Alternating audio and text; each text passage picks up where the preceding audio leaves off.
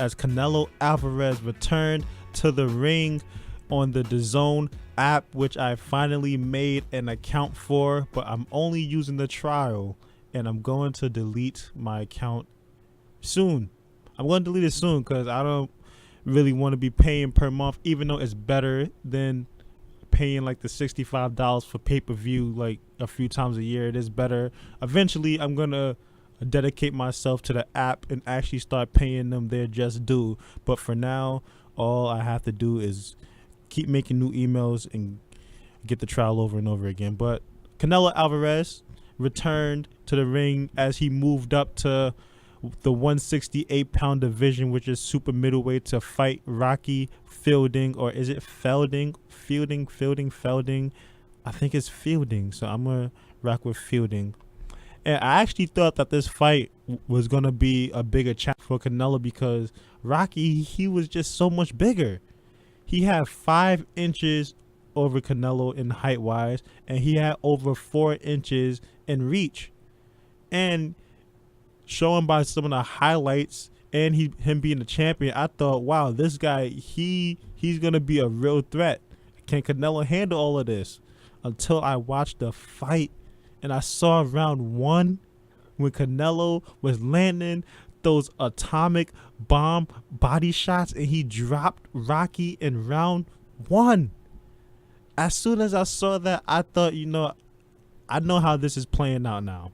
I know how this is going to play out for the entire fight, and everyone who's watched that first round, they already knew, okay, this was the plan all along. Somehow, some way, Canelo and his team knew that Rocky, he has the core of a toddler and it's weak and his rib cage can't handle much. So they was throwing body shots left and right, and they were so lethal, so lethal. So let's look at some quick stats of the fight. Canelo landed 73 punches out of 141 total punches for a connect percentage of 52%. Nearly half of the punches he landed were body shots. Just keep that in mind.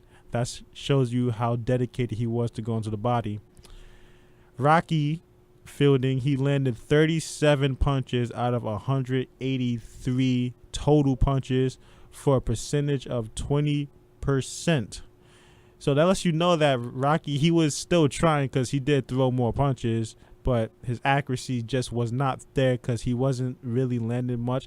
He did land some good shots here and there, but Canelo, he eats those punches like it's nothing. And like I said before, after these 2 fights that Canelo had with Triple G, the next person that he fought was going to be in danger.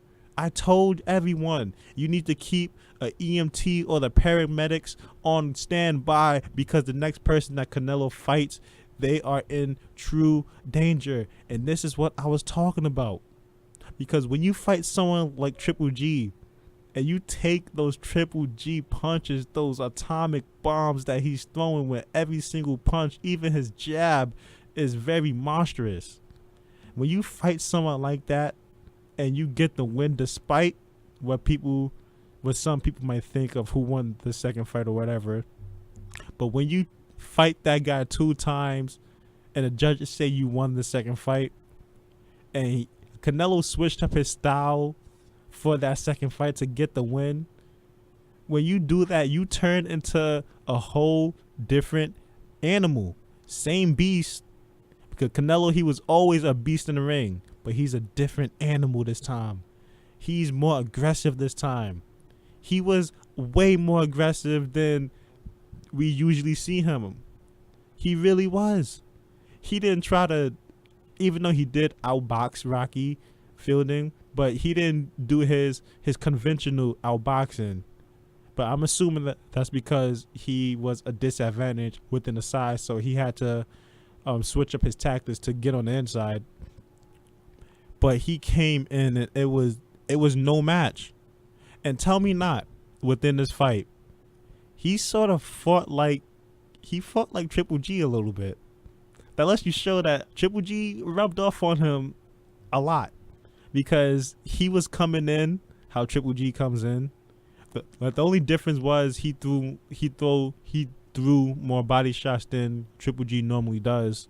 he came in like Triple G, and he was like just throwing bombs and piercing through the defense, just how Triple G does. And Triple G likes to keep his opponents on the ropes, and that's what Canelo did this fight.